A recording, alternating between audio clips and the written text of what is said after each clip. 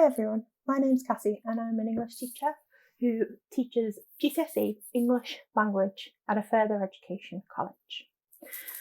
This is a short series of videos where we're going to focus on looking at the GCSE English Language, specifically trying to focus on it as a reset course. So, here's what we're actually going to be looking at in today's video.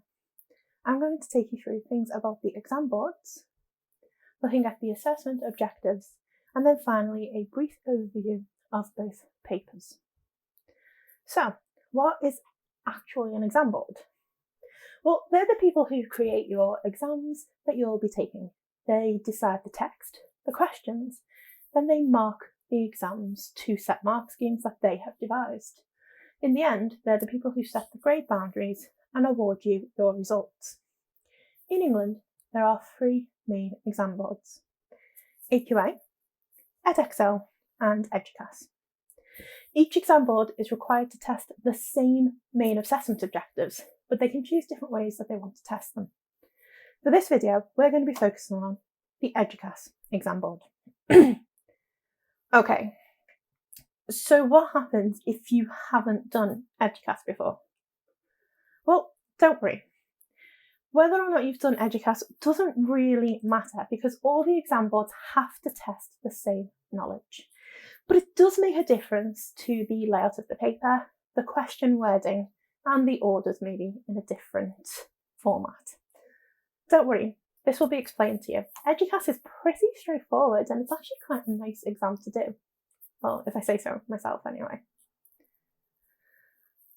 So the assessment objectives are a bit complicated and, to be honest, pretty boring.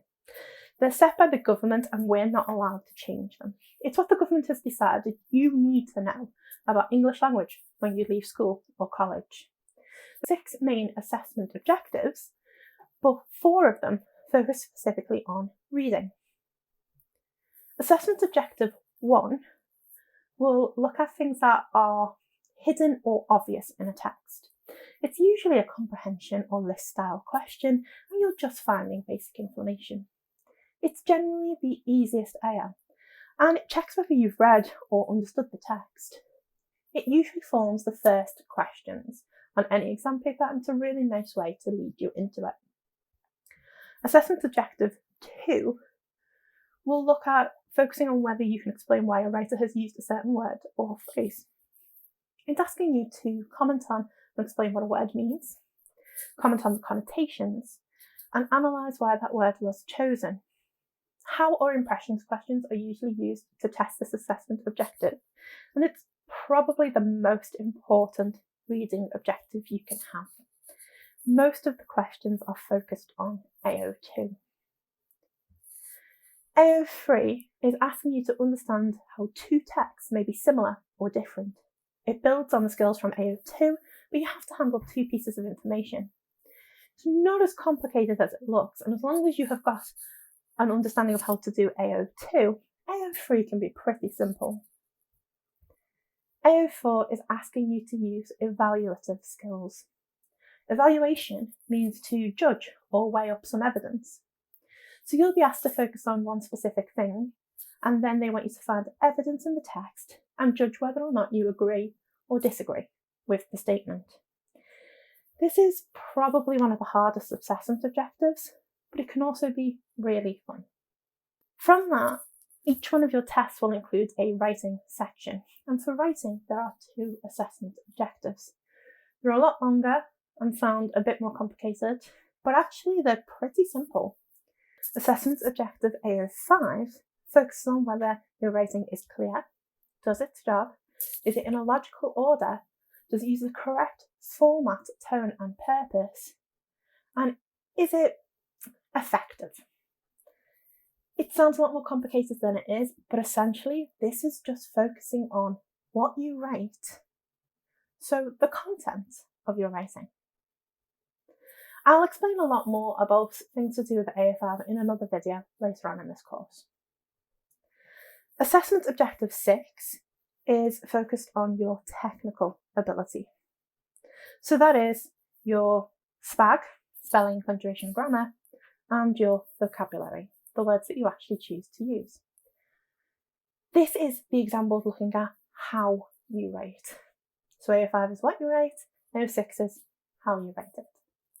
The really good thing about this, it's the only part of the exam that tests your spelling. So if you were worried about your spelling and punctuation, well, you don't have to worry about it anywhere else. Okay, so how many exams exactly do you have to take?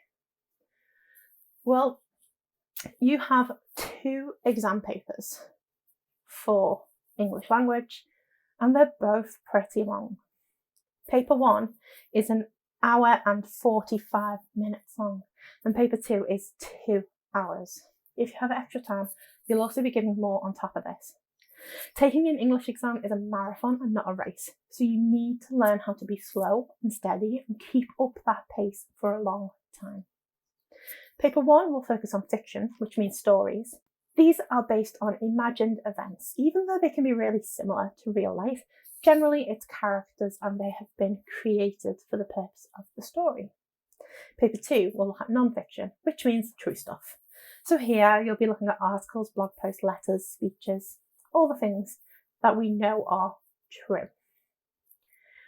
Both papers have a reading section, but paper 1 will have 1 text, while paper 2 has 2. Easy to remember, right? And finally, both papers have a writing section. On paper 1, you're asked to do narrative writing, which means you write a story.